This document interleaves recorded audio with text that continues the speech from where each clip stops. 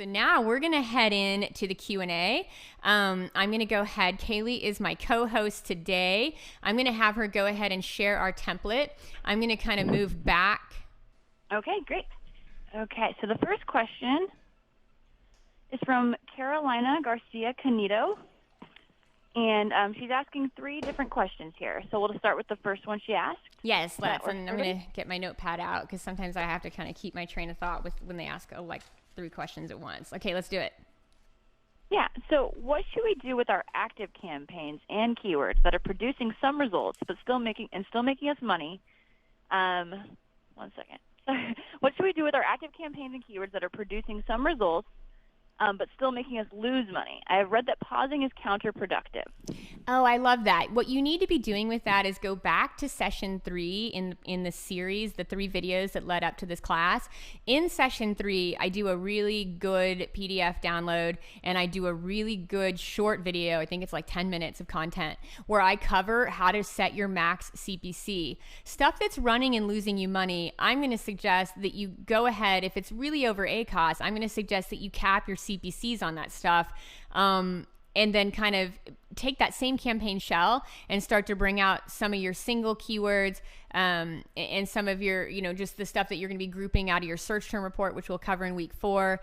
There's a lot we're going to do to get that campaign working for you. But I would say right now, if it's not working, it isn't good to pause your keywords. It's far more effective just to cap the CPCs and let them run a little bit of traffic. It takes a little bit of optimization, but it's really as simple as the formula I shared. I've been able to cut thousands, double-digit thousands, like $50,000, $77,000 worth of ad spend by doing that. So I would say that you want to be doing that. Go ahead and set your max CPC bids. Take session 3 that we did prior to this class and get that download and just get to that over a couple hours in an afternoon, and that's going to save you a ton of money.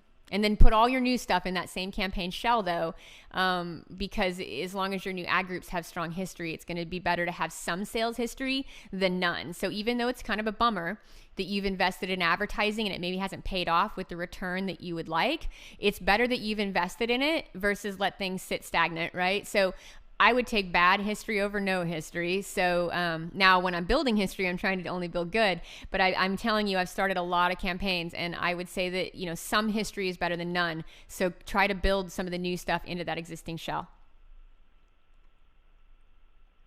Awesome. Thank you, Sheree. Okay, so the second question, still Carolina, is I see the boot camp lasts until October. Will we not see results until the end?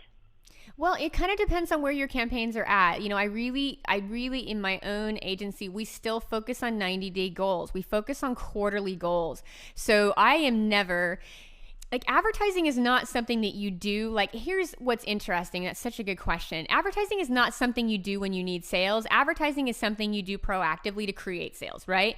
If you're just doing it when you need sales, that's a bit more problem solution, right? You have a problem, you need sales, so you try to solve it with ads. That's never going to work. Instead, you need to be actively creating the kind of market share and visibility you want for the long view. So I rarely look at my ad campaigns as like a do or die timeline. I'm not really saying to myself, okay, this has to produce results in 6 weeks. It just has to produce results. If it takes me 4 weeks, it takes me 2 weeks. If it takes me 8 weeks, if it takes me 8 years, it just got to work, right? So it's certainly not going to take you that amount of time, but I always give myself a 90-day window for any new initiative. So being in this class, you have to build your technique, first of all. Second, you have to build your skill set a bit, but these are skills that are going to last you every second of the way in your Amazon business journey.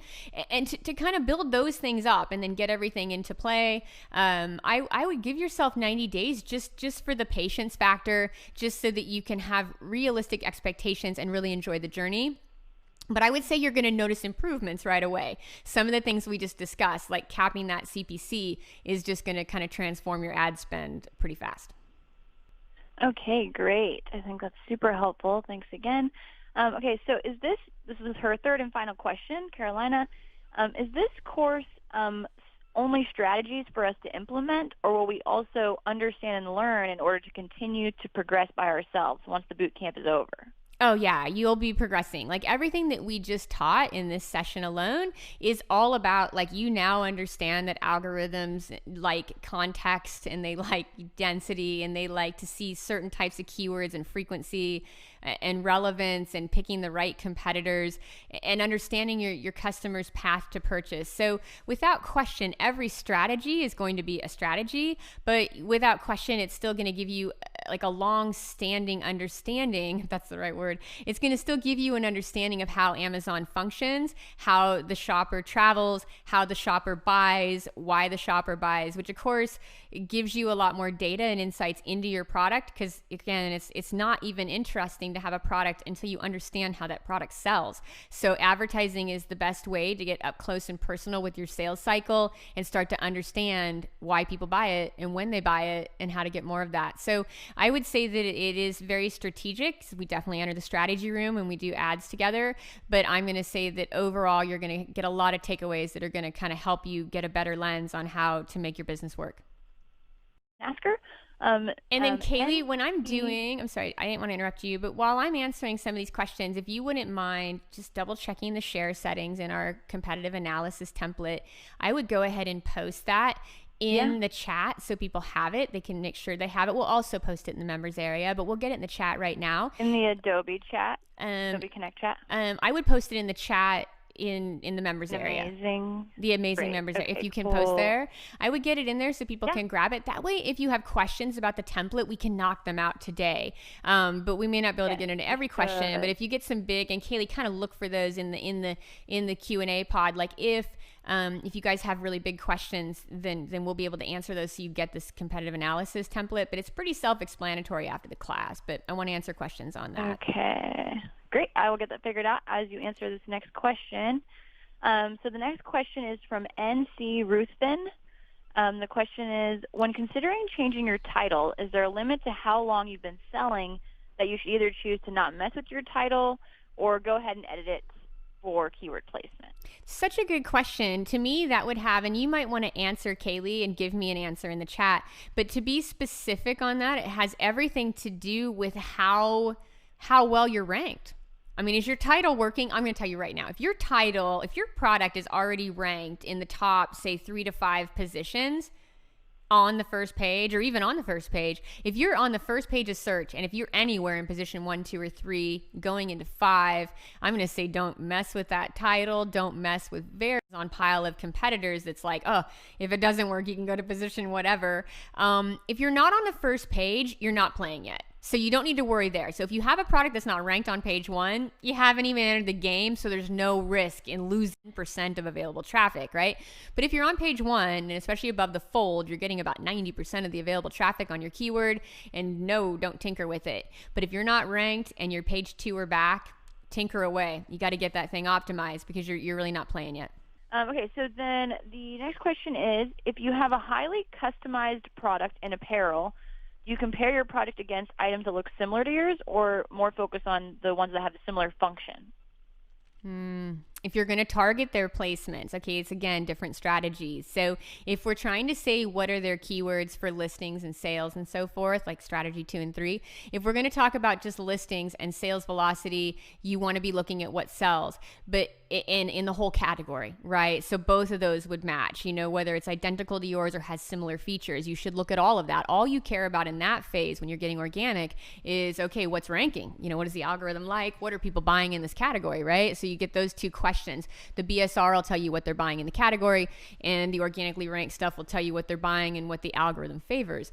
So if it's something like that, you can look at both things. Now, if you're going to do paid advertising, which means dollars on the line, and you've got to convert so many clicks to a sale, you need to be advertising on pages that are identical to yours. Now, at some point later, as you get braver and bolder and have more cash that you've padded into the pile from effective advertising, then you go, because you can scale out, which we do, you can scale out into some of those complementary products. So for example, if I'm doing it with beard oil, I'm only going to target ads on the absolute best-selling beard oils. They should have a similar packaging to me, a similar bottle to me, a similar formula to me. It should be something where I can easily say, they didn't like this, they might like mine.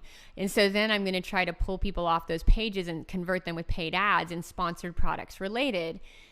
but I would not try it unless you're doing that. And then if those start to convert, and I'm on the product pages just related to my stuff, and I'm just doing the beard oil targeting, from there I'm going to expand out probably into those balms.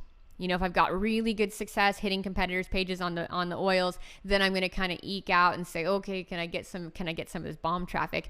But normally with paid ads, you want to stay with products identical to yours, especially until you really get a lot of traction. Okay, one moment. We got one more. Okay, and this is NC.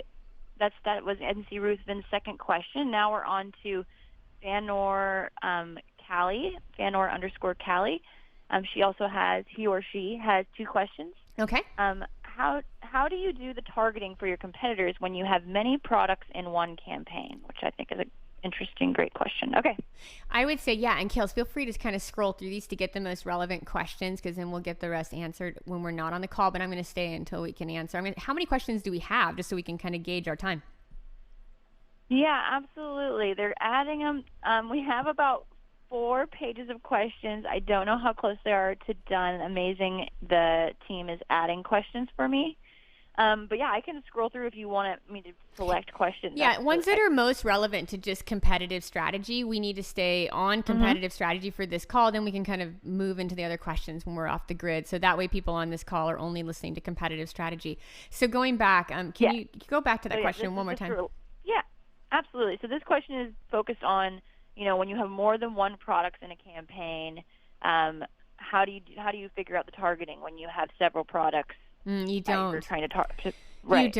You don't want to use more than one product in a campaign. You really want one product per campaign. Even if you have multiple variations, when it comes to advertising, because here's the deal, you only have 2 ways this can go. If the product is different enough to have 2 different parent ASINs, right? So you've got parent ASIN 1, parent ASIN 2. They're completely independent product pages. There's never any reason you would rotate those. They're just different products, or they wouldn't have different parent ASINs. Pick one and pick your best seller.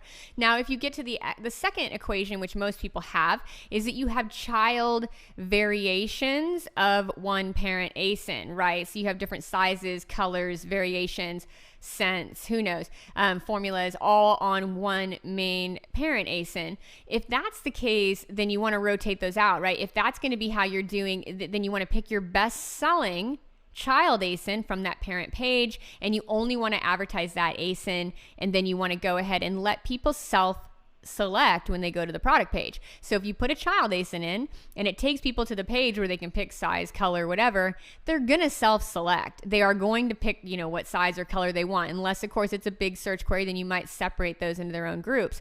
But more importantly, you've got to be thinking about what product is the best seller just to start testing, and what's the most important keywords, and then you only want one product per campaign, and then you want to be using the most popular, highest session percentage. You can find that number in your business report. Pull a business report for 90 days, 1 year, and kind of compare that data to say, where do I have the most sales already? And then that's what Amazon likes. And then 2, where do I have a good session unit percentage? And that's the one variation that you want to advertise on. And do not be worried if you have multiple variations. And I'm talking about a seed keyword like beard oil, right? If you have multiple variations that go on that beard oil search, but they're all on the same product page, the same parent ASIN, people will self-select. You'll get about 40% more sales that aren't even clocked into your ad conversion rates just off of the associated ASINs on the parent page. Okay, great. Awesome. Okay, so I'm kind of weeding through all these questions. There's so many great questions in here. You can just pick them in. Yeah, absolutely. Yeah. The next one I think is really interesting, just because you're so competitive, Sheree. This says, what do you do if our biggest competitor is also quite savvy with this stuff? He has great keyword placement and is dominating with sponsored ads. I feel like I can't compete. You have to. That's it. It's it. You won't be denied. You've got to compete with him. What can he do that you can't do? Sure, he's got his history established, and he's probably playing a strong game, but at the same time, he's just going to be playing a strong game, and you've got to come and play against him. At this point, I would learn as much as you can about the advertising. That's where you really need to be competing, because you're not going to find places where there's not already strength. We looked at this category today. You're just not going to find things on any any platform, it doesn't matter which platform, you're just not going to find places where no one's competing for that commerce. So essentially, you just want to kind of come at it slow, come at it very focused, get very targeted in those initial keywords, get very strategic and kind of fight for your rank. And even if you could get right up against your competitor and get side by side with him, maybe you can't take position 1 for a while because you need a lot of history, but grab 2 and 3. I guarantee anytime I look at the sponsored ads, and I'm going to be totally honest here because I am fairly competitive. Anytime when I look at sponsored ads, I will admit that sometimes there's a number 1 competitor that looks fierce, and without question, we end up taking him, but they look fierce, and it's like, But at the same time, there's usually a number 2 and 3 at the top of the search results this week. They either don't have a great product or they just don't have a good ad campaign, and they're easy just to knock out of the way. So I think even if you have like this fierce competitor in one, and to you're being realistic and saying, I don't know if I could take him, maybe set your objective at taking 2 for a while. Because even if you take two, that's still a lot of traffic. You go from nothing to 2. 2 can still make you a lot of money on Amazon. Now, it's great to want to be number 1. You should strive to be number 1 in the long view, but to get yourself set up in a place that feels good and manageable, boy, shoot for 2. Shoot for, just those top results, and it's going to be game changing in terms of your revenue and your sales. And then you can put more of that money towards advertising, get a little bit of success under your belt, get a little bit of confidence. But I guarantee you, I don't know what your competitor does, but your definition of savvy, I don't know what that would be yet, but so far I don't think anybody is so savvy that they can't be competed with. Yes, I campaigns with Cherie for a long time, and we've really been able to dominate positions we didn't know if we could. We really were able to just push it and make it happen. And I also would say that one of the biggest savvy things is like no one seems to be savvy on the product placement, on getting on those product pages. So it just that's seems great. like that's always that's a true. really cutting edge strategy. Yeah. So that's kind of our Cherie's answer to that. And I always think this is something I was kind of curious about too. Where does SEO Book pull those meta keywords and descriptions from? I know the descriptions I think are, but the meta keywords, what are those pulling? Do you know? That's just kind of pulling whatever Amazon has attributed. So this is going to be more of like an Amazon data stack. It's again, I'm really looking more at the title and the data that I've hand pulled that I showed you. It's just nice that those are there.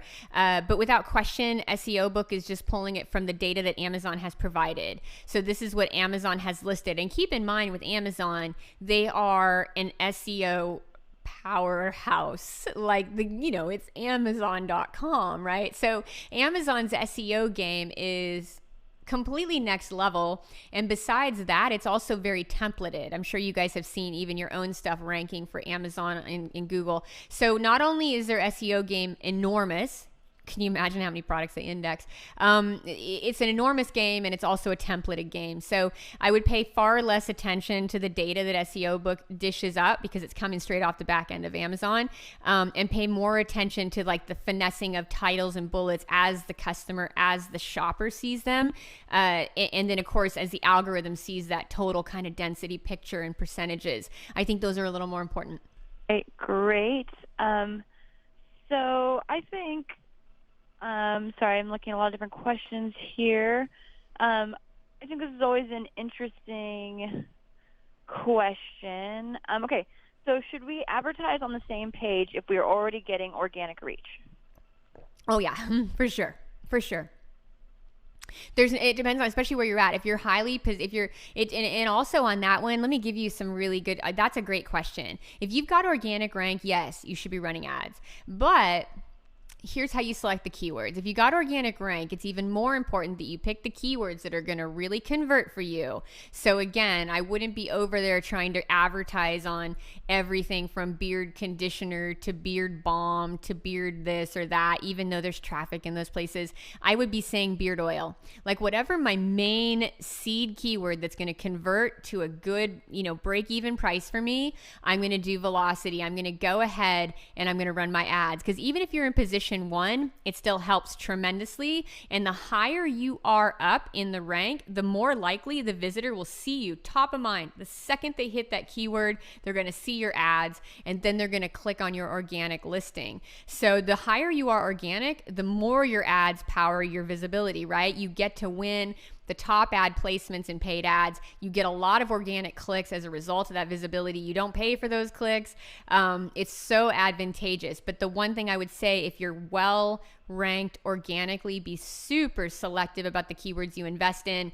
Do everything coming out of your search term report. That's very important, that long tail, because now you start to get a lot of keywords that maybe Amazon's not ranking you on.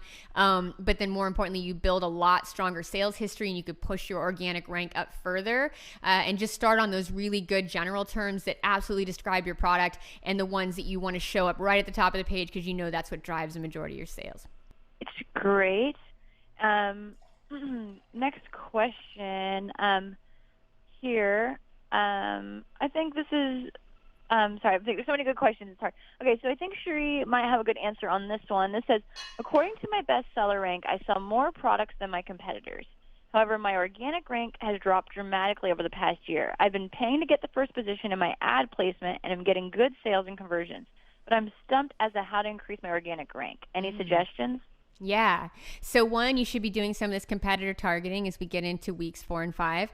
And then definitely weeks 4, you got to be doing more search term mining. I don't know how you're mining your keyword reports, but boy, adding those new search terms in at scale is the key. You got to keep firing that up. You got to kind of build that long tail so it kind of powers up to your short tail. So if I think about beard oil, I'm going to take I'm going to bid on broad and phrase.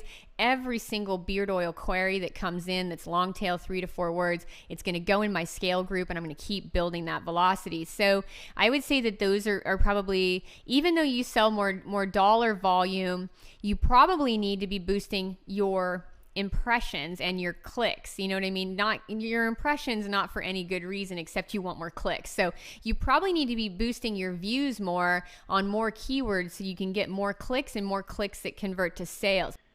Okay, so I'm just going to move on to our next question. Rank, I sell more products than my competitors. However, my organic rank has dropped dramatically over the past year. I've been paying to get the first position in my ad placement. I'm getting good sales and conversions, but I'm stumped as to how to increase my organic rank. Do you have any suggestions? I do. I just think the main thing you want to do is, if you have all that going, you don't want to change any of your product listing details, right? You want to keep that kind of robust. You can definitely optimize your back-end search terms, but more importantly, I would be doing what we talk about in session 4, which is search term mining, right? As we go into session 4 and 5, but 5 especially, because we're going to go into detail on how to mine your search term report. You'll be prepared for it with all the research, but you definitely want to start to mine your search term report for long tail keywords and add more keywords at scale into your campaigns every month, and that's going to really help a lot with rank. And then on the other side of that, it's just selling more, like getting more clicks to the page. It seems like if you're ranking lower than your competitors, then what that means is a possibility that you're not getting as many sessions in your category. So of all the category sessions, you may not be getting as many page views as some of your competitors. So when I say that, that's just people that click and go to your page, either organic or paid. And if your organic rank has dropped, boy, that's kind of a cycle in itself, right? Because if your organic rank drops, you start to get fewer sessions, and this is a time you really need advertising, because your organic rank goes down, your sessions go down, and then when your sessions go down, it kind of stacks you against other ranked products, both in the BSR and organically, that get more views to their pages. So by running ads, you can do a combination of manual and auto, very good targeting in manual and very like lower bids in auto. Definitely kind of expanding out into competitors, expanding out into those search terms. Doing a lot of expansion in the ads to drive a high level of impressions and sessions will help. Going back to the broad and phrase match kind of short tail keywords, like in this example, it would have been beard oil. Bringing those in and starting to increase your impressions and clicks and views and sales on those short tail keywords that broad and phrase match will definitely boost your sessions and your views. it really just comes down to, in the category, Amazon is really looking at when someone searches for a product, what pages are they visiting? And by going into the path to purchase and going into some of these more advanced targeting sets, you're going to find that you'll start to catch momentum there again. And then it may take a while for your organic rank to go up, which will then produce more revenue and start to balance the investment in the paid ads. You're going to have to give it a little bit of room there. But everything you do on the paid ad side should be about driving not just clicks, but sales, but also those clicks. So you want to be thinking about, how can I get more sessions? And then how can I get more sales off those sessions? So by targeting the keywords, targeting the right pages, kind of layering this kind of layering it layer by layer, eventually you'll build back up. But you probably are just in that little cycle that you're just too low on the page, so you're not getting it. You're going to need some paid ads and some velocity. Right. One moment. Okay, great. So the next question, there's two really good ones coming up. How many competitors do you recommend we do our research on? We definitely have a template. We're going to share that after class. I don't know that Kaylee has access to the chat like I thought we did. The template, I normally like to look, I like to do my research, and now that's funny, we can't really say a number, but I like to kind of narrow it down to 10. That's kind of my best. Like if I'm doing campaign targeting, I like to go anywhere below 10 on my product targeting for ads. But I like to pick the top 10 that are just going to be the perfect mix of rank and bestseller and sales velocity, and then relevance, that look like my product or sell like my product. So I kind of like to layer those things and pick 10, but I tend to look at every competitor in my path. So in my path, I look at the top 10 competitors that rank organically. I look for the top 10 competitors in my BSR subcategory. I'm not looking at big category stuff at all. I'm going into the niche that I play in. So I'm looking for the BSR, I'm looking for the organic rank, I'm looking for whoever is showing up already on the product pages in this path to purchase, and I especially pay attention to those like similar items comparison tables that Amazon does above the reviews, like I showed in the deck, because that's a very interesting table because it's organic, but it's also like organic and best selling. So I like to kind of combine those things together, look where I've got overlap. Obviously my top competitors and sponsored. I just kind of like to overlay all those guys and then come up with a strategy. And in the template that we're sharing here today, we're done with it. You'll see kind of the overlap and how that works. It looks like it is in there. Sorry to interrupt you, but it looks like it is in there. I have like one or two small questions about it. So okay, good. Yeah. So if you look at the competitive analysis template that we shared for the beard oil, you can kind of get an idea of how we do that. And you'll see that in the end, a lot of those competitors are overlap between the BSR and the organic.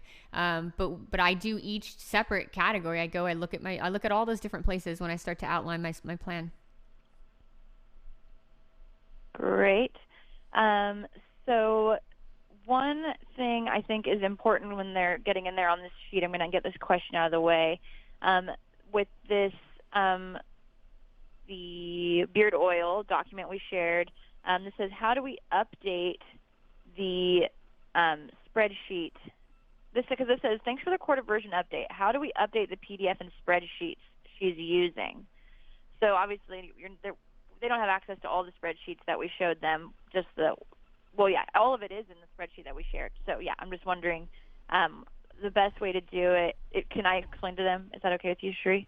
Yeah, I think because essentially they need to copy it and create it in their own Google Drive in order to edit it if they want to create their own version. Yeah, so just copy it, duplicate it, and save it into your own drive as your own versus mine, and then you can do a lot more with it. And that's just going to give you the potential to go in there. Now, if you want to add your own data, then you would just use it as a model, duplicate it, but just model it yourself. Like I would say copy your first headers. That's a really nice start. And then just kind of copy it into one sheet so that you can kind of work between the sheets and then model them for your own product. So I would go sheet by sheet and start to kind of, a lot of those, if we looked at like the Helium 10, those are just imported sheets from the tools. So we're going to have to do a step-by-step guide to help you get through that. But this deck will show you in the broadest term, but it would be helpful, Kales, to make a note to do a step-by-step on where exactly to get the data into the sheet. But without question, you just want to use it as a template to kind of model what kind of data you're pulling, how to sort the data, how to organize the data, how to prioritize it to really make it work for your products. And I suggest going after your best selling product, both paid and organic. Go after the one that sells the best and do this strategy front to back. Really master it, like I said earlier, in terms of technique and skills, and then start to roll it into other products. But pick one, pick a good one, and really go deep with this. Really start to test all the layers of it. Start to master it before you try to do it across a lot of products, because it's just going to be too thin and ineffective. You want to go really good with your best seller, because that's where all the money's at anyway. All right, great. I'm going to do one more question on the document, since we're on that document right now. On the handout, can you please explain the compare similar items on the top competitors tab? Compare, yes. I definitely know what that is, yeah. So for me, okay, that's what I was explaining a minute ago. So when I go to a product page, so we showed the path to purchase, and we went ahead and we searched for beard oil, and then the first Amazon's Choice organic listing was the Viking beard oil, and I clicked on that ad because that organic ranked product, because most shoppers are going to do the same. So I went to that page. I scrolled down that page, and right as I was about to hit the reviews, there's this nice table that Amazon will feature similar products. It's a table of for comparison shopping, and they really kind of overlap the best sellers with the organic ranked products in that table, and then they kind of show that to any shopper. So products in that table are going to get a lot of visibility. You're going to find the same products on most pages in the category, or a very similar mix. And also that table is super close to the reviews, which we know is the destination for every shopper. So every shopper is going to go front to back, like, read the product description, scroll down, start looking at the reviews. So that table is a very prominent, important piece of organic real estate that I like to pay attention to who's showing up there, because if I can piggyback on their listings or on their product pages, I'm going to get a lot more traffic and a lot more visibility.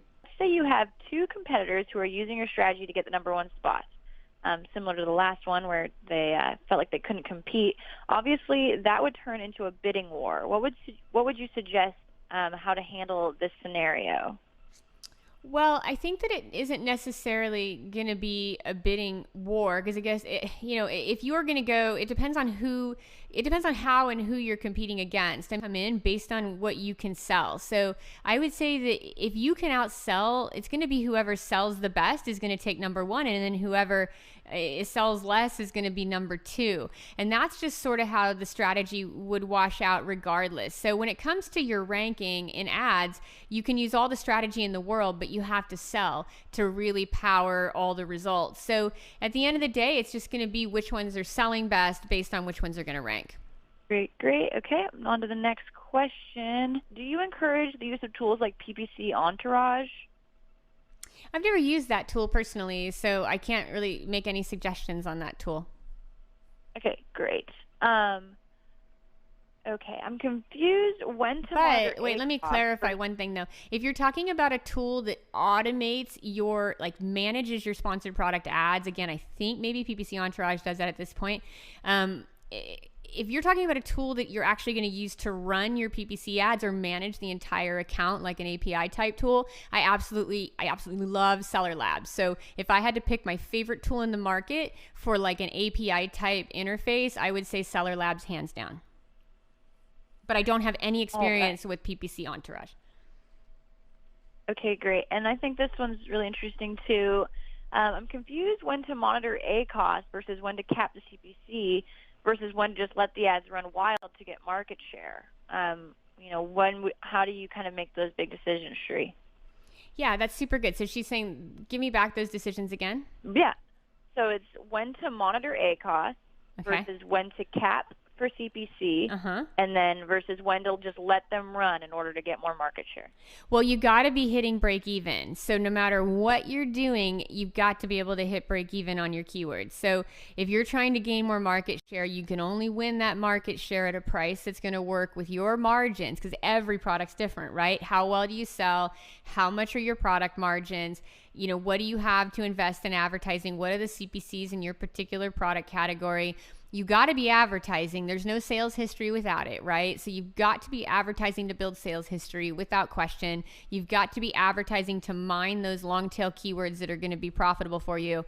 But at the same time, you can't be losing money. So you need to bid in high on the, to get your rank up. And then you got to start to lower your bids until you hit your max CPC. So I'm going to say any keyword that will produce sales for you uncapped. I mean, like a high bid, not even, you're not trying to bid for CPC. You're just saying, I want the highest bid in the market. I want all the traffic they'll give me.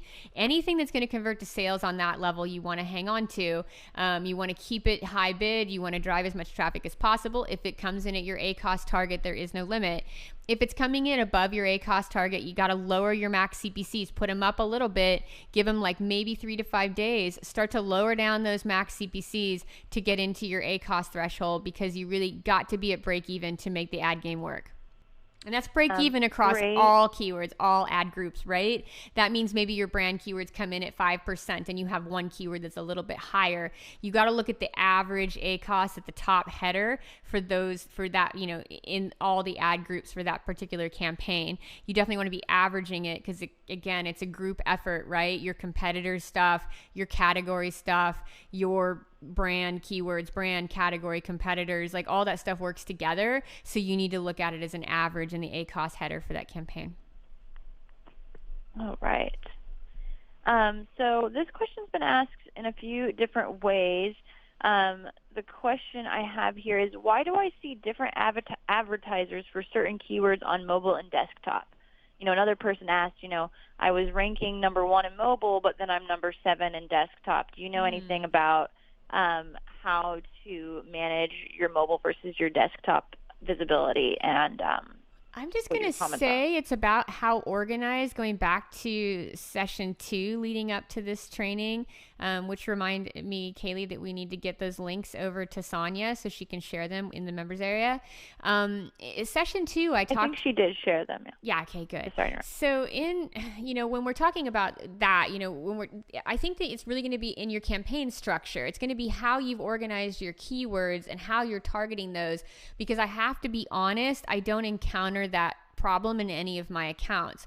So it's a funny problem. I would say that your keywords aren't either segmented clean enough, the bids maybe aren't maximized enough. I don't know, because I do fairly good uncapped bids, and I do clean campaign structure, and I've never encountered that problem. So it might be that they're overlapping in a funny way, just due to like a campaign structure. Maybe there's duplicate keywords. I mean, I'm just guessing at this point because I've never encountered that problem. Maybe there's duplicate keywords. Maybe they're not targeted just in a really great way. And also maybe you're not bidding. And again, I do a lot of broad and phrase match, right? Maybe you've got different match types going on there and they're competing slightly. I'm always trying to win just the broadest keywords that I can. And if I can take it in exact, I will.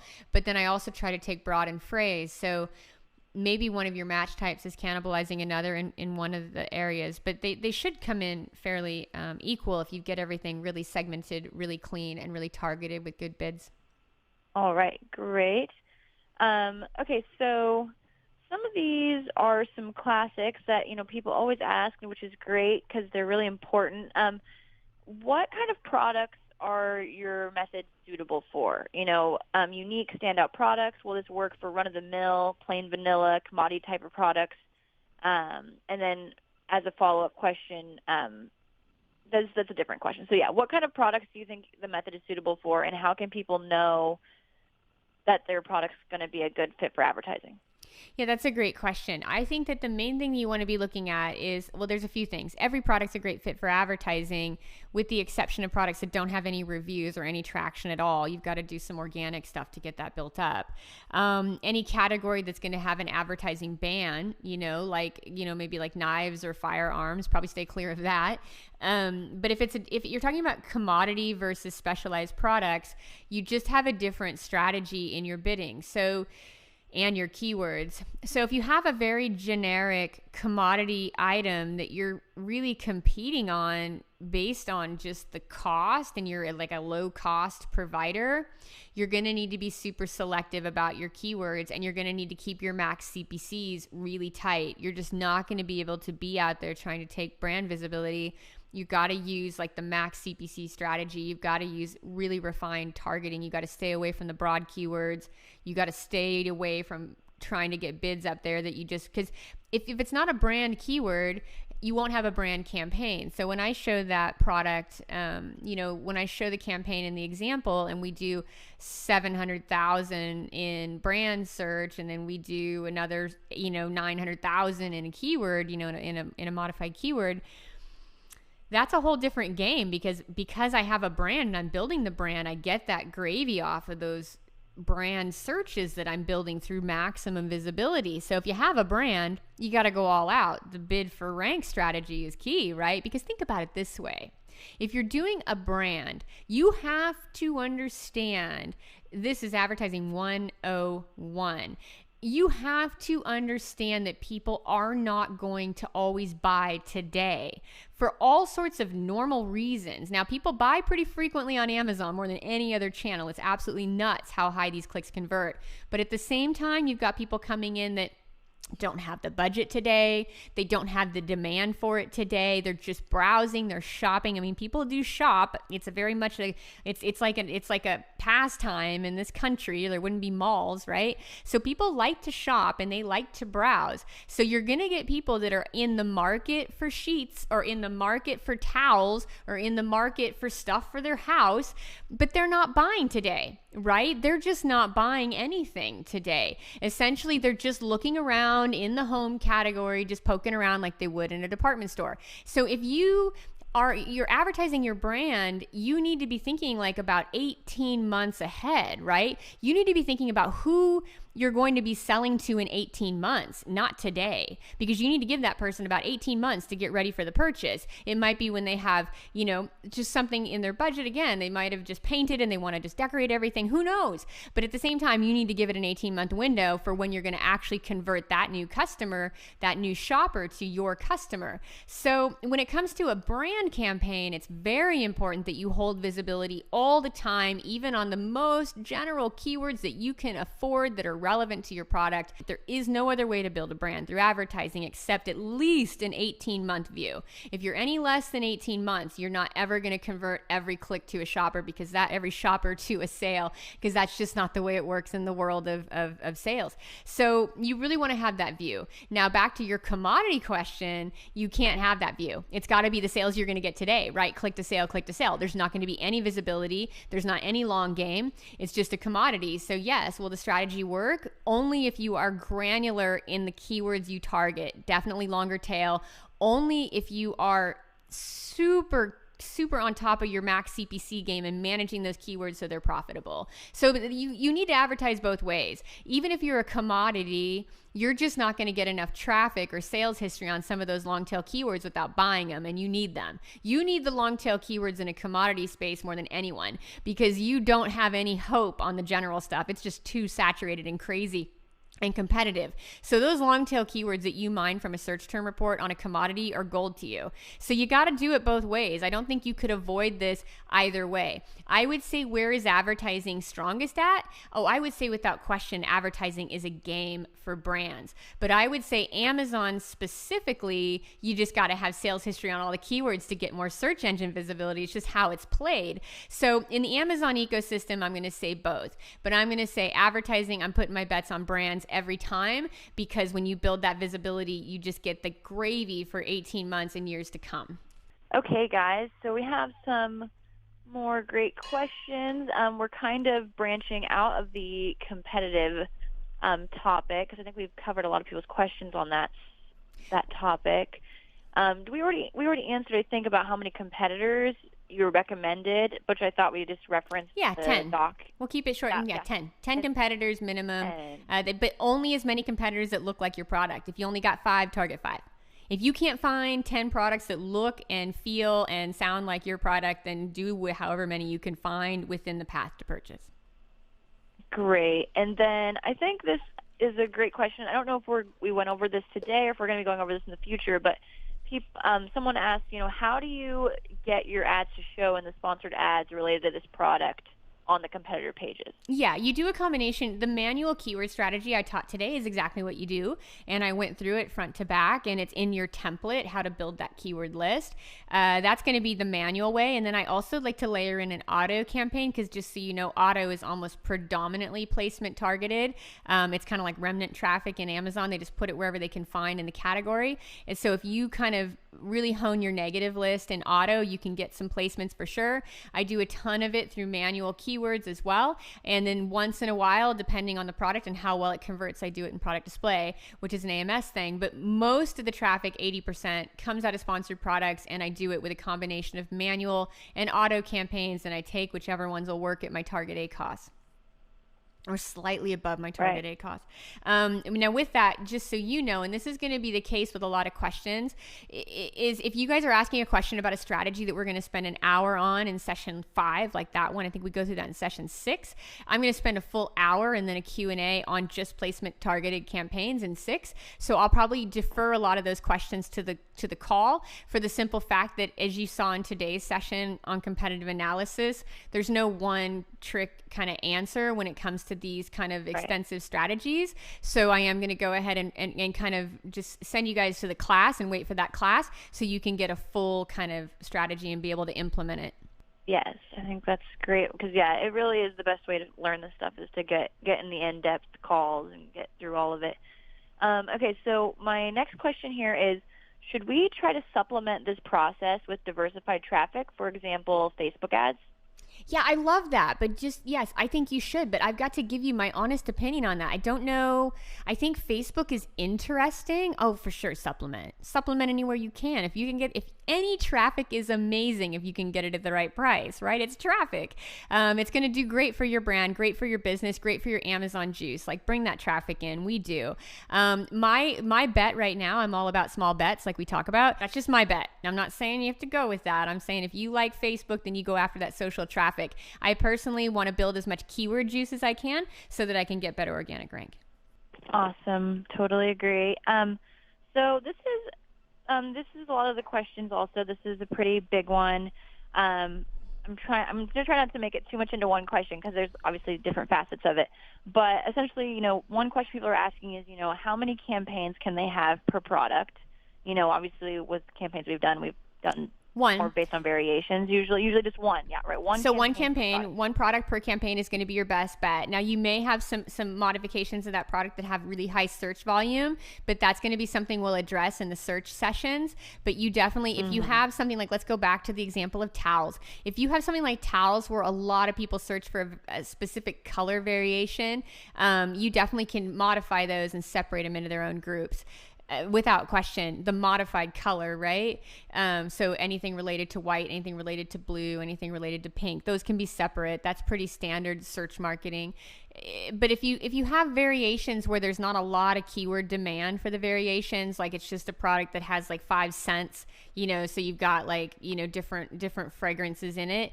At that point, that's not something you would segment. You would go with your best seller. In most products, I would say 90% of the stuff we run, I would say that you're going to be going with a single campaign and one product, almost always. And then in terms of categories, I know that came out on this session too. So far, we've been able to dominate health, beauty, home, grocery, garden. There's a whole bunch of them, but those are kind of like the places that we, so far, every category that we've tested. The only category that was really what I thought was tricky was, I definitely thought that you need to be very, like, going back to commodities.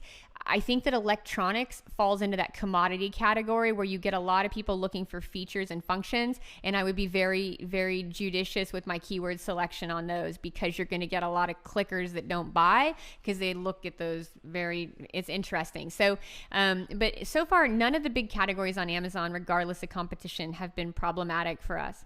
Okay, so then I'm going to get back to... Well, yeah, I mean, on the same topic. Sorry, I'm trying to keep us not too... Yeah, I mean, I think we've got it. If you've gone through most of the competitive stuff, I'm sure people at this point, like, need to just, it's a lot to take in over a few hours. Plus, we had our lovely technical... if we're doing it to, whatever time if we want to stop now, we have another 20 minutes or so, I would. Yeah, if you feel like the questions are really dialed in and they're focused, like the group's going to get something out of them, we should do it. But if it's just getting to the point where they're kind of random questions that aren't going to be applicable, just look at the questions and say, is this applicable? They're going to be applicable to our next classes, yeah. Yeah, or if they're just going to be applicable to everyone right now, you would say, this is probably something everyone wants to know. I just want to answer them for sure. If everyone wants to know it, I want to answer. I just don't want to get too granular where people are getting answers to questions that would never apply to them, because then we could do those in private. Yeah, I'll just ask. I think there's only like 3 or 4 more that are really going to be applicable to everyone. Let's stay on those then. Yeah, just to spare everyone the details. You know, if they're waiting for certain answers, I want to make sure it really applies to them. Yeah, I think this one is it's a really hard one to learn. I think you talked about it a bit in the preview calls, but it's always a really good one to review. After you pick out your best-selling keywords from the reports, do you set the new ads to exact, broad, or phrase? Yes, I love that. So if it's going to be say we're going back with this beard oil product that we looked at today, I would be setting a single keyword ad group to broad, and I would be setting a single keyword ad group to phrase, and then I would be going ahead and setting a group. I would be also setting it as exact and testing it. But here's the thing with me is I always set up an ad group. It's in my campaign structure doc, again, from session 2, and it's already there for you downloaded. I tend to do a group called Scale, where I put all my keywords that are collectively going to drive traffic, right? Like I talked about in the preview calls, I use broad and phrase to mine new search terms. So I tend to separate those into their own group, and then I put my exact match into my scale group. But I like to do all 3. I like to run exact, broad, and phrase all in their own groups and see which ones get traffic. The main thing you want to avoid, some of them will come in at good ACoS, some of them won't. That's not a big deal. You just pause the stuff that doesn't work or lower the CPC. If it's absolutely not converting to sales at all, you can just pause it. But if it's converting at a high ACoS, you can lower the CPC in those groups. But the main thing that I like to really cover here is the importance of separating them into their own group, of separating your broad, your phrase, and exact into their own groups on the high volume stuff. It does not work on your long tail. It's 3 and 4 word phrases. This really is the best strategy to capture the most traffic. This is like high impression traffic. So you're like, oh my gosh, like beard oil. The majority of the searches in this category start right here at beard oil. You really want to get those into broad, phrase, and exact, because it's really going to be helpful, because you'll get traffic on all 3 match types by doing that. Again, it's not really a strategy for the long tail. I like the long tail and exact match, but definitely for your broader keywords, you want to try to get as much traffic as you can. You separate them out, and you're going to get shown on all 3. Okay, so this is definitely something we reviewed in this class, so I think it's highly relevant, and a lot of people are asking about it again. This is about your title. The question is that Amazon is now enforcing that the brand is the first words of your title. Mm-hmm. People just seem to be concerned. I'm not quite sure why or what they mean exactly. But, so how do they make sure that those first 5 words are impactful, talking about the density we talked about today and things like that, also incorporating those the brand words. They were just curious, what you do to make a strong title in relation to that. It's not an issue because your brand keywords are very strong. Obviously, as you start to build brand recognition through advertising, your brand becomes a main keyword, right? As you've seen from my data. So brand keywords are actually really good real estate. I'm simply saying that, in the first 3 to 5 words, or no later than 7, right? So let's just say in an ideal world, you've got to put this so it's going to click. It's got to sound right. It's got to read right. It's got to be descriptive. But I would say in the first 3 to 5 words, even with your brand leading, your brand's only 1 or 2 words, unless you have a really long brand. Normally brands are 1 word.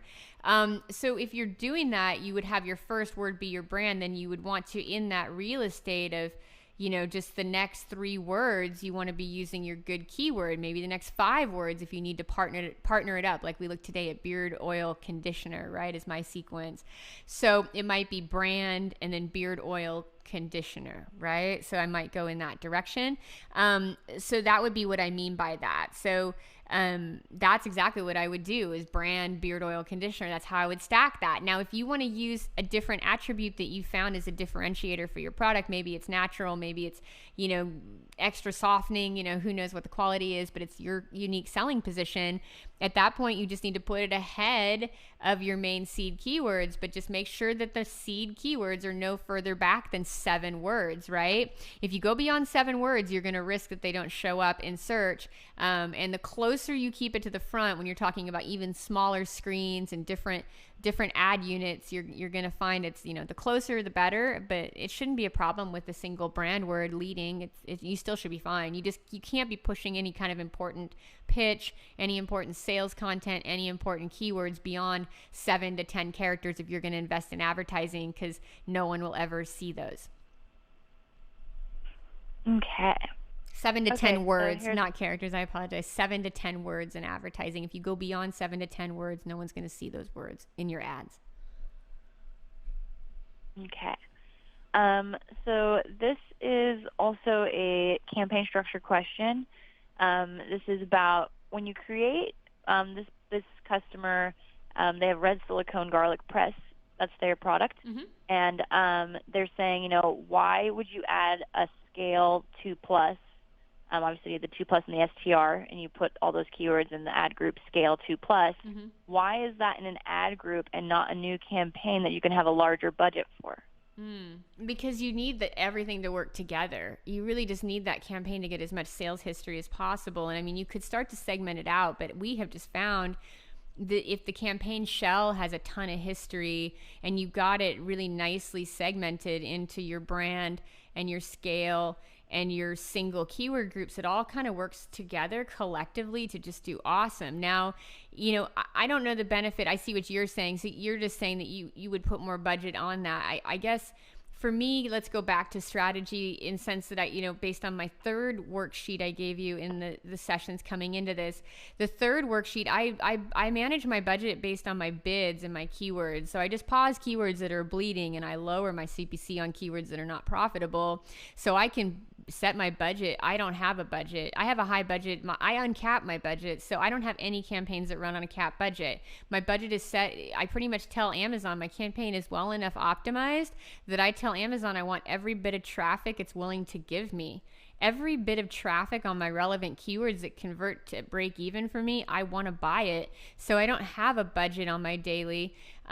So for me, it's kind of, that's an interesting question. Now, if you're starting out in testing and want to get more granular, you could do it that way. And again, that's the one thing you should take away with this is if your instinct tells you to try something different, there's nothing wrong with making small bets. If you want to make a small bet and you just have your own way of thinking about this where you're like, well, look, I'm not going to uncap my daily budget. I only want to uncap my daily budget on my scale, my 2+ sales, the proven ones, right? If you only want to uncap on that, then it would absolutely, from a budgeting standpoint, it would be very advantageous to have them in their own group.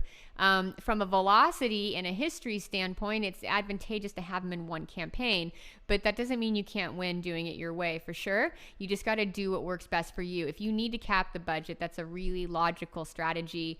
The only reason I don't include it is because I don't cap budget. I really focus on optimizing my keywords so they perform so I can uncap budget. Okay, great.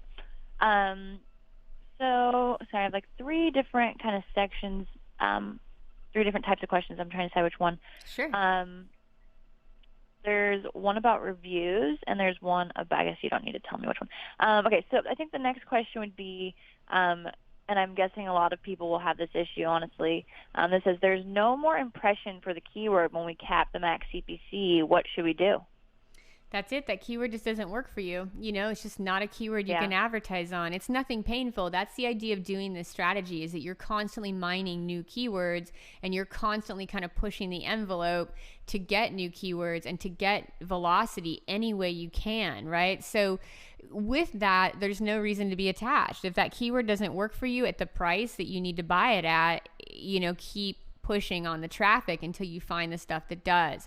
Normally, if that's the case, a lot of the time it's just a really broad general keyword, or it's just a keyword that's got unusually high competitive, kind of forces at play there, and they're pushing the bids up. It doesn't really matter why it is. There's so many keywords, and like 15% of keywords are new every day and have never been searched. There's so much velocity to be had between the whole path to purchase. Don't be overly attached to a keyword that doesn't get you impressions. You just have to cap it, because that's what you can buy, and then just keep kind of scaling. And if you need to discover the long tail because you have not invested in broad and phrase match, right? You don't have any long tail. You probably will need to pay a little bit over your target A cost for at least 2 weeks to 30 days. I'm not saying blow your A cost. Don't get into beyond 70%. I'm simply saying you may need to pay to find more long tail keywords that you can run if your short tail keywords will not work to get impressions at your market's bid value or your current sales velocity. That's another thing, is as time goes on, if you put more long tail and more search terms in your account, in your campaigns, it's going to build stronger history, which will kind of reward you in the end on the short tail. You build more organic rank. It's kind of a big cycle. So I would say that you would just want to keep going and cap it, unless it's one of those short tail keywords that unquestionably you got to understand more of your keywords. You got to use it as a test. You got to build a bit of sales history. You need to understand which keywords are going to convert for you. So you may have to invest a little bit, run a little bit hot on that keyword to get some more data. But the majority of time, I'm just shutting it down. Yes. I'm going to guess we have time for like 3 more questions. That sounds like about right, based on the time I have us logging off. Okay, so I thought this was a good question, because I thought when we did the presentation, I was curious about this also. What does she mean with paid ads? You want to stay with products identical to yours. Obviously, Shri, you and I work together a lot, and we talk a lot about staying with products similar to the product you're advertising. Mm-hmm. And they're wondering, what do you mean in the implementation of that? Like, do you stay with those products through your keyword research partly, or like, is that part talking about in the placements? Like, I guess, they're kind of thinking like, do you just mean in the keywords or just in the placements, or like kind of how are you making sure that you are advertising with products similar to yours? Well, you pick the competitors. When we go back to the list and the template that we shared with you, as you start to outline those ASINs and those competitors and their titles and their stuff, and you're starting to figure out who are your competitors, who are fiercest, who are most relevant, who are going to give you the most traffic, who's getting the most sales, you're looking at it strategically. If you sell an oil, you got to overlook the bombs, you got to overlook the kits, you got to overlook the shampoo, you got to overlook all that stuff. It's not relevant to your product. So at that point, you need to kind of go in and say, okay, this is the most relevant. I sell oil in a glass bottle. It looks like this. It feels like this. I can only advertise competitively on other oil products that look like mine, right? Because that's going to be the highest percentage chance you have of capturing those sales. So all I mean by that is, if we're going back to the ASINs, right? We have all these like different ASINs that we've listed that look like ours. We can highlight them on our sheet.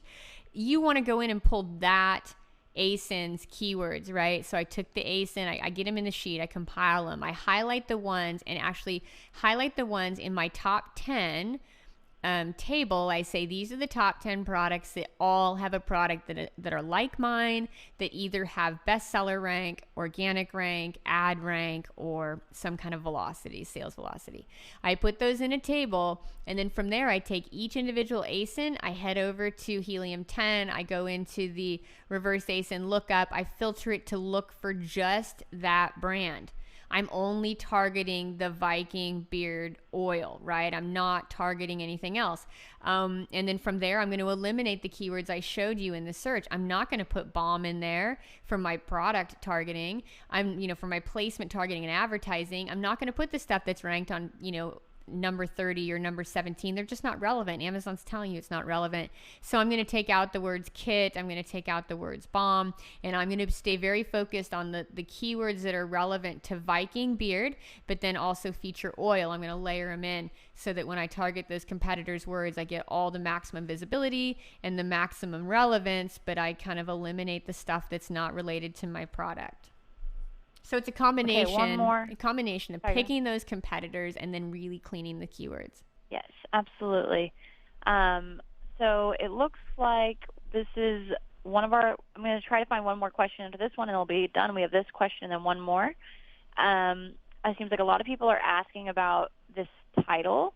Because we talked a lot today about, how to go through the density tool and get the right title. Yeah. They're saying, if you're not on page one, but if you're not on page one for some keywords, but you are on page one for other keywords, should you still be messing with your title? No. How do you know? On that side, you should be doing far more with your search terms, letting those kind of boost those other keywords through advertising, doing far more on the back end because that's totally risk-free. Stay with the back end, stay with your search terms in your advertising campaign, start to kind of weight it that way. Don't change the title. If you're already ranked organically on some keywords, boy, you want to stick with that. The algorithm already has history for you. It's far too risky to go and mess that up. Don't change the title. Okay, great. And then I'm going to end on this last question because I think this is one of the more valuable lessons we're teaching in this boot camp, this month time period that we're teaching the boot camp. Someone was asking, just to elaborate on capping through the max CPC using the guide we did. I believe that was Act 2 or the promo video 2. We did that study guide that had all the formulas in it. Yep, it was the preview video 3. Sorry, it's like your max CPC is in preview video 3 coming into this class. Okay, it is. But the study guide I thought was the one with the campaign structure you think it was 3? It's 3. If he's wanting to ask about setting max CPC bids, he's going to get video 3 and PDF 3. Okay, great. Yeah, PDF 3 I think has the answer to this question. They were saying that like figure 2 within that PDF were a little unclear. So he says, in reviewing Shree's Act 3 training, in figure 1 there's a max bid field. Is that relevant for us to know? So what is the formula? Can she elaborate on the capped keyword bid based on CPC? Yeah, for sure. And guys, bear with me because we're so coming to the final hour and my brain has got fewer brain cells than I'd like to admit at this point after this day. But if I'm going to I'm going to try to elaborate it without losing you because it's a math formula. So it's tricky without print or paper in front of me to write for you. Okay, so you're looking at max CPC. Now, he's talking about, okay, so I don't have it in front of me, but if you're talking about the max bid, essentially what we're saying there is, if I have a keyword that's coming in at a good CPC and a good ACoS for me, I put my maximum bid. I uncap the bid at the ad group level. So I literally will say, I'll pay $6.50 for this keyword and it's in this ad group and I set it at the ad group level, not at the keyword level. I set my ad group bid at $6.50. I do that for my scale group too. There's hundreds of keywords in there. I put the bid at $6.50. Anything that will sink or swim, anything that will swim and rise to the top and convert below ACoS, I hold that bid. I don't even, because I'm just trying to outbid my competitors, right? I'm just kind of playing my own advanced, bid plus game. So I'm just saying, I'll take it. I'll take all the traffic you'll sell me as long as it comes in at a good price. So I'm kind of pushing that up. So when that's the case, that's how I do a max. So a max bid, I'm really glad. I think I'm getting what your question is. A max bid says, I'm going to bid what the maximum I need to get position 1. I'm going to put a max bid in there because you have this ad rank formula that is your maximum bid up against your sales history. And if I've got a product that's got sales history and I've got a product that can outsell the competition, I'm not scared to bid on it, right? I'm not scared to put my max bid up because I know my CPC is going to be a winning number and it's going to work for me in my numbers. So I'm fairly fearless if I can come in and set a max CPC. And as long as my numbers back out, I continue to be fearless. I continue to hold the biggest bid in the market. That only works if your product's going to sell best. It's got to outsell the competitors surrounding you. But if you can outsell it, and that's the beauty of Amazon. This is not Google. Amazon, I have products that convert every 4 clicks to a sale. Like click, click, click, click, sale, right? Every 4 clicks like clockwork at scale, these convert to sales. People go to Amazon, they're really confident in their buying decision there. There's a lot of conversion in that traffic. So I'm fairly, fearless in terms of my bids. And maybe that's because I was on an engine like Google where your max bid might get you a 3% conversion rate. My max bid on Amazon Amazon gets me 30% conversion rate, right? So I'm a bit maybe more fearless in that strategy. But it's definitely, you don't have to worry as much with Amazon. If the keyword is relevant and well chosen and the product will sell, you can set a max bid that really works for you. Now, I want to interrupt really quickly, sorry. Because I just want to, one thing he's asking about is the capping. Yeah, that'll be the second part. Yeah, but he asked about the Yeah. difference in figure 1 with the max. So I want to clarify what the max bid indicates. My max bid Great. there means maximum for market, right? I'm just setting it high until I rank. Now you talk about capping your bid. So capping your bid is a secondary strategy where you've run traffic to it at scale, and for some reason or another, it's not profitable for you. Here's the reasons that keywords aren't profitable. You don't have enough margin to afford the market CPC, or you don't have enough conversion to afford the market CPC. It's one or the other, and then sometimes if you haven't been selective in your keywords, it has to do with relevance. So it's either a relevance issue, a conversion issue, or just an overall cost issue up against your, your margins. So when those things happen, it's just something that you don't have to be attached to. You simply lower your bid. So let's talk about that formula. So the formula is in the sheet. So we won't be able to cover it as a verbal answer because you need to be looking at this in the sheet to see it. But what you're going to be doing is you're going to start out by determining every product is its own. What is your max CPA? Like based on your cost of goods sold, every penny it costs to get that product to you, based on what you're selling it for on Amazon, how much do you have to invest per sale at break even in traffic? And here's another trick on this. Here's another tip on this. If you're going to advertise at scale and you find that that CPA isn't good enough, there's nothing wrong with increasing your prices if you have a premium product that will sell better. So again, think about that. I can't tell you how often in paid traffic, especially outside of Amazon in my 15 years of history, I have worked on every single offer to increase the cart. I need the money to buy the traffic. We cannot go low price here. I need cash. I need you to raise the price on this so we can advertise aggressively. I'm not saying to get out of your market's ballpark. I'm just saying look at the competitors that you're advertising against. Look at who's ranked organically. And don't try to be the cheapest if it's going to kill you in your margin, right? If you don't, unless you have a product that's inferior to those products, at least be where they're pricing and slightly above. So again, that's just a paid ad strategy. We know with organic, Amazon loves the low price products. Low pricing and low margins isn't necessarily conducive to good advertising. So I would look at your pricing strategically without getting out of the market range. So you look at your margin. What can you pay? What can you pay for traffic? So you say, let's put a ballpark kind of estimate out there. I've got a product that sells for $18 on Amazon.